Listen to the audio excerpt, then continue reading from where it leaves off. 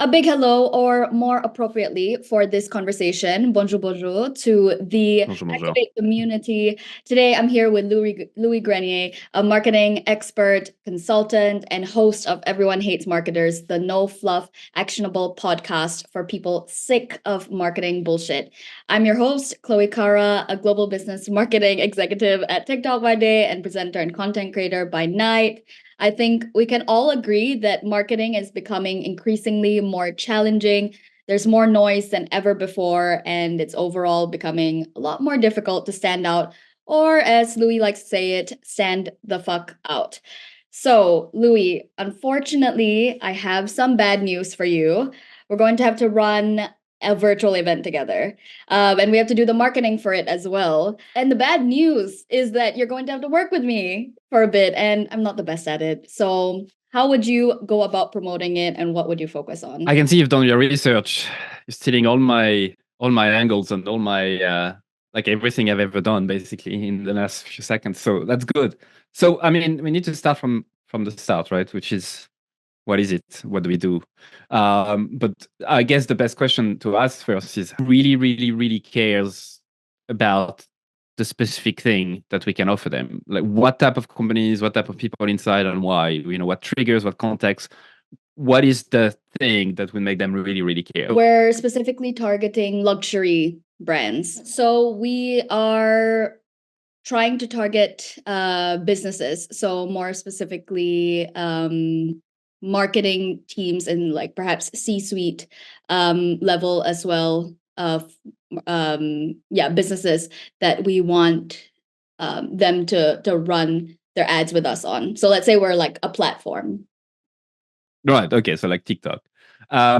So we'd have to go way more narrow to make it way more interesting, right? And that's kind of the biggest thing, right? Like the answer to that question basically creates all of the other, all the other answers are much better after that. So any business, any marketing teams, that's not a good segment just yet. So we need to dig deeper. It's like, who really cares about the specific thing that we can offer them? Like, what type of companies, what type of people inside, and why? What triggers, what context?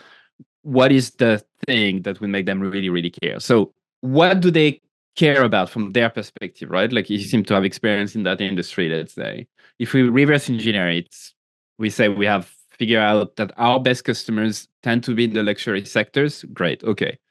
So now the next question is, what are the core needs, the core struggles, the core things that they really struggle with day to day? They need ads, okay, but so what? For what? They're not doing it from the goodness of their heart. They're not just investing in ads because they reach out to people. They are doing it because there's a specific set of triggers that created this sort of chemical reaction that make them want something or want to do something, right? So the rational ones are easy enough to think about. It's like saving time, making money, saving money, stuff like that. This is what people want to do. This is what we want to achieve. Cool. Easy, right? As marketers, like, it's easy enough to think about it. But usually the opportunities come from irrational struggles. So stuff like reducing risk. We prefer to pick the least risky option over the best one. Self-love, feeling good about ourselves, right? Control, clarity, having more control over our life, over our job, over our decisions. Improving chances to feel superior, right? It's all about status and stuff like that. And even though you mentioned that, we are after like luxury brands, those struggles are what people suffer from inside those companies, right? So if we go deeper, we talk about the marketing team, we talk about partnership, or like the VP of marketing. Let's just simplify.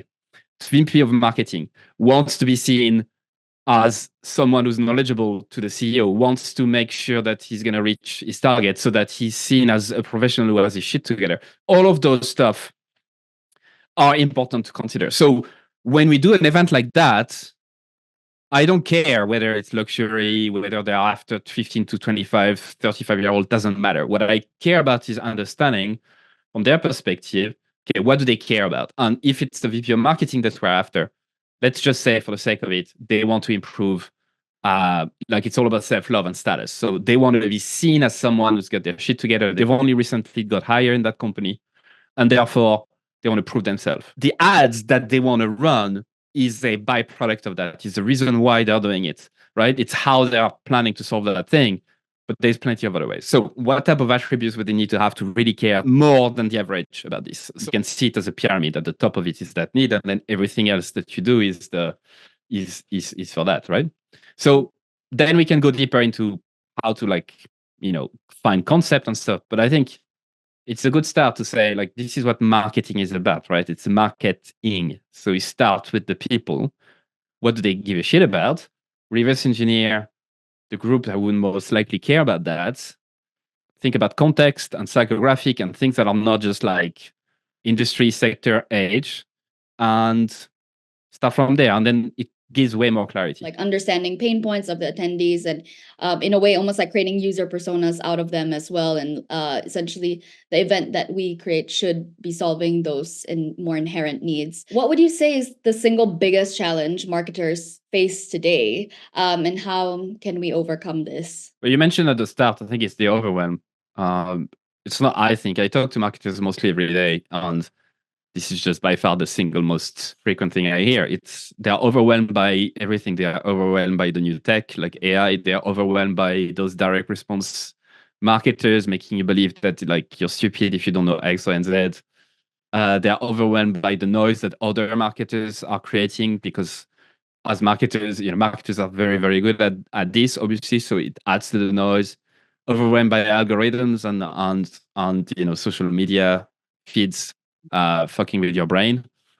Overwhelmed by their own thoughts. I think marketers in particular are particularly prone to that because they are the forefront of learning about new tech. They are the forefront of like social media and being user of it.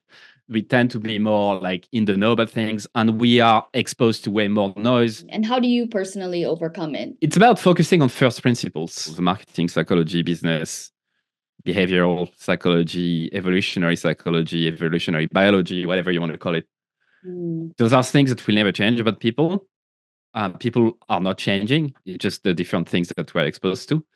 And when we ground ourselves to principles that won't change, everything else feels much more controllable. Well, most of our attendees here today at Activate are event marketers. And how do you think they can make their events stand out? And what should they be focusing on? Yeah, so they need to do what we started with, which is they first need to really understand who exactly are they serving and going beyond traditional demographics and firmographics. So that's the first thing.